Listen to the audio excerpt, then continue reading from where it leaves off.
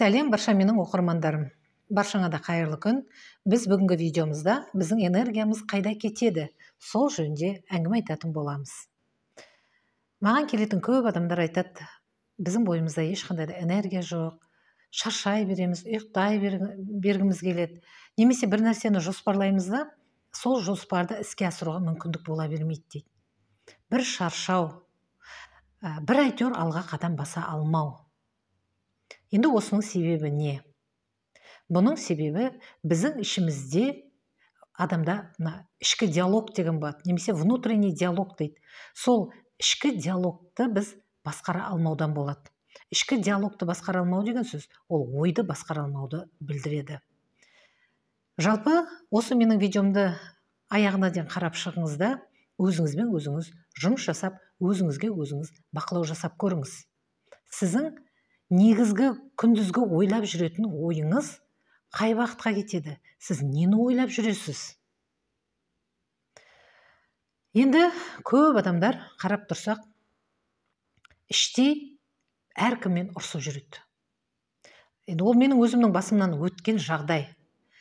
Мен психологияға сол өзімнің басымдағы өткен жағдайдың бәрін реттеп барып келіп, дәл осы менің жағдайымда жүрген адамдарды осы жағдайдан шығару үшін соған ниеттеніп, мен осы психологтық жолға түскен болатынмын. Яғни, менің өткен жолым, ол жолдан сіздер де өте аласыздар. Яғни, сіздер өзіңізді бақылайсыздар. Сонымен, көп адам өзінің қарап отырсаң, күнімен әйтеуір бір адамдармен ұрсып жүреді. Бір адамдармен ренжісіп жүреді. Немесе бір адамдарға мен өткенде былай демеп едім, ол былай дегенде былай деп еді, мен былай деуім керек. Немесе басқа бір басындағы бір жағдайға бола, сол адамдардың алдында іштей ақталып жүреді. Немесе өзінің басындағы бір жағдайға бола, сол жағдайды сипаттап жүреді. Сол адамдар мені түсіну керек, мені жаман деп ойлап қалды деген сияқты ұғымның ішінде жүреді де, үнемі өзімен өзі іштей біреулермен ренжісіп, ұрсып жүреді.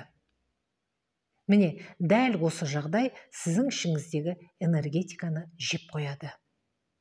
Көрдіңіз бе? Сіз шырмалып, жан жақтағы адамдармен ұрсып жүрсіз. Сіз ұрсып жүрген, сіздің басыңыздағы, сіздің ойыңыздағы әрбір адам, ол сіздің басыңыздағы ойды шырмап отырған адамдар. Яғни сіздің бүкіл энергияңыз сол адамдарға кетіп қалады. Байқап отырсаңыздар, көп адам баяғы, қазіргі кез ештеңе емес, баяғы өткен өміріндегі біреулермен әлі ұмыта алмай, әлі солармен ренжісіп жүреді. Көрдіңіз бе? Өткен өмір деген қайда? Ойлаңызшы, өткен өмір қайда?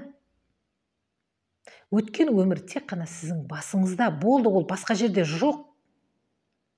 Өткен өмір. Ол тек сіздің басыңызда жүр. Сіз оны жібермей жүрсіз. Міне, ойланыңыз, саралаңыз ойыңызды. Сіз кімді жібермей жүрсіз? Сіз қандай ситуацияны жібермей жүрсіз? Егер де сіз өткенді ойлай беретін болсаңыз, сіздің болашаққа ешқандай да энергияңыз болмайды. Сіз бір нәрсені армандап, ойлап қоясыз, болды. Бірақ ары қарай әрекет ету үшін сіздің уже күшіңіз жоқ. Егер де сіз осы жағдайды түсініп, басыңыздағы біреулердің ойына бола, ішіңіздегі жүрген аласапыранды жеңсеңіз, сол кезде ғана сіз үлкен жеңіске жетесіз. Менің видеоларымды қарайтын болсаңыз, мен видеоларымды үнемі айтамын. Біз мынау өмірге кешіру үшін келгенбіз. Болды. Өзіміздің мұсылманда айтады, бұл сынақ алаңы. Біз бұл өмірге кешіру үшін келгенбіз, кешірілу үшін келгенбіз. Өткенді жіберіңіз. Өткен өміріңіздегі адамдардың барлығында кешіріңіз. Сол кезде сізді де басқа адамдар кешіретін болады. Сіздің ішіңіздегі ақталу нені білдіреді? Сіздің ішіңіздегі ақталу, яғни сізді біреулер кешіре алмайды, түсіне алмайды деген ойдан шығады. Егер де сіз өзіңіз біреуді түсініп, өзіңіз сол адамға түсіністікпен қарайтын болсаңыз, сіздің ішіңізде ондай ой болмас еді.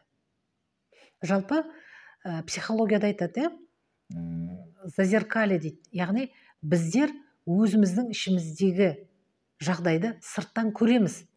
Яғни сыртқы әлем бізге айна. Өзіміздің мұсылманда да айтады, мұсылман мұсылманның айнасы. Сіздің алдыңызда кездескен әрбір адамнан сіз қандай да бір кемшілік табатын болсаңыз, сол кемшілік сіздің ішіңізде бар деген сөз. Осыны түсінсеңіз, барлық нәрсенің түйіні шешіледі. Бірінші өзіңізді таныңыз. Сіз кімді не деп осуждать еттіңіз?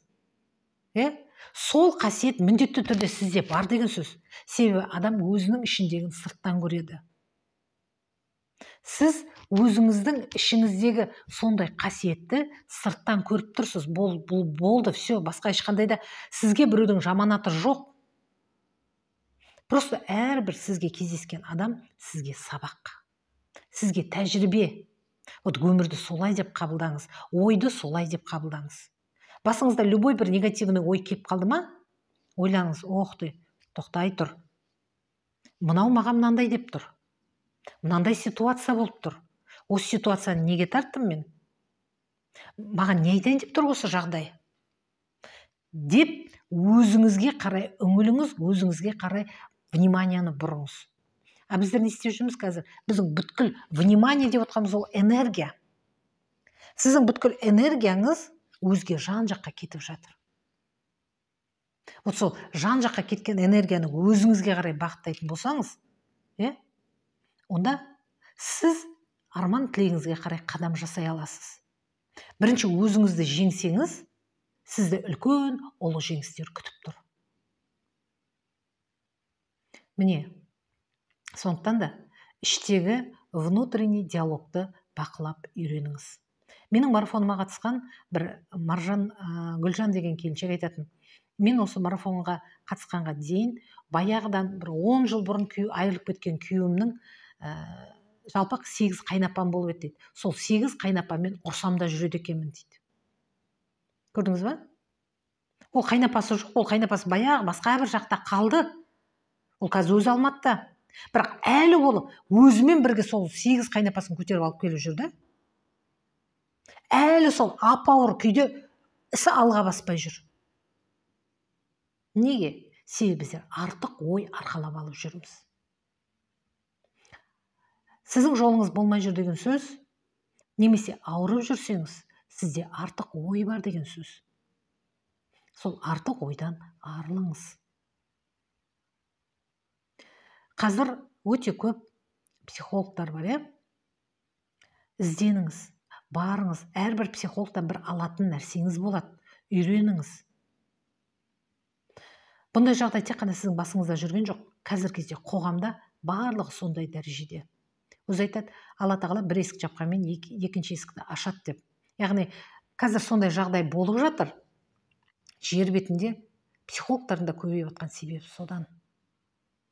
Әрбір адамға бір психологтан келетін ертең заман келеді. Себебі 2050 жылдарға қарай мына жанымен арпалысатын адамдар көп болады деген болжам бар. Жанымен кім арпалысады? Яғни жанымен өзінің жанын игере алмаған адам арпалысады. Яғни жанын жан жаққа шашыратып жіберген, яғни әркімді ойлап, әркімге ақталып, әркімге жауапкершілікті артып тастап, неге маған ол көмектеспейді, неге оған маған бүйтпейді, неге ол маған бүйдегенде сүйдейді деген сияқты ішіндегі ойларға шырмалып, ол ой өзін ауру қылады адамның. Міне, сондықтан да сондай жағдайдан шыққыңыз келетін болса, міндетті түрде өзіңізге бақылау жасап үйреніңіз. Менің каналыма тіркеліңіз, менің каналымда сабақтардың барлығында бір қарап шығыңыз, ерінбеңіз. Егер де сұрақтарыңыз болатын болса, жекеме шығуға болады. Мен түрлі тақырыпта марафондар ұйымдастырамын. Әсіресе соның ішінде ризалық деген марафон бар. Яғни бүкіл мына жаңа өмірге қадам басам деген сіздің ниетіңізді әу бастан түзейтін негізгі ой сол ризалық болу керек. Сіз ризалық деген марафонға қатысатын болсаңыз, сіздің ойыңыз мүлдем басқаша болып шығады. Марафондарға қатысыңыз, ақшаңызды өзіңізден аямаңыз. Сіз марафонға қатысқан ақшаны марафонға қатысқаннан кейінгі алған біліммен бірнеше есе қылып өзіңізге пайда қылып жарата аласыз. Қазіргі уақыт бізден соны талап етеді. Қазіргі уақыт бізден өзгерісті талап етеді. Өзгеріс болу үшін міндетті түрде білім болу керек. Міне сол білімге келетін заман қазір. Біреумен бәсекелесетін заман емес, немесе біреуге ренжитін заман емес, немесе біреуге жауапкершілікті артып тастайтын, немесе Құдайға жауапкершілікті артып тастайтын заман емес. Қазір жауапкершілікті өзің алатын заман. Ол үшін тағы да қайталап айтам, ішіңіздегі ойыңызға қатты бақылау жасап көріңіз. Сіздің ішіңізде внутренний диалог жоқ па? Сіздің ойыңызды жеп атқан. Міне. Және де өзімнің осы видеомның соңында қайта баса айтқым келеді. Біздер мына өмірге кешіру үшін келгенбіз, кешірілу үшін келгенбіз. Дәл қазіргі сәтте жолыңыз болмай жүр ме? Демек сізге көз қарасты өзгертетін уақыт келді деген сөз. Көз қарасыңызды өзгертіңіз. Өмірді басқа арнаға бұрыңыз. Дұрыс өмір, дұрыс ойдан басталады деген. Дұрыс ойланып үйреніңіз. Менің атым Ақмоншақ, фамилиям Балзенова, мен Маңғыстаудың тумасы болам. Осы ой дизайнер деген каналымда 2 жылдан бері әйел адамдарға кеңестерімді беріп жүрмін. Сіз де менің бір осы кеңесім кәдеңізге жарап жатса, соны ары қарай жалғастырыңыз, ізденіңіз. Менің видеома лайк қойыңыз және де подписка жасауды ұмытып кетпеңіз. Жер бетінде жақсы адамдар көп болсын. Келесі эфирде кездескенше сау, саламатта болыңыздар.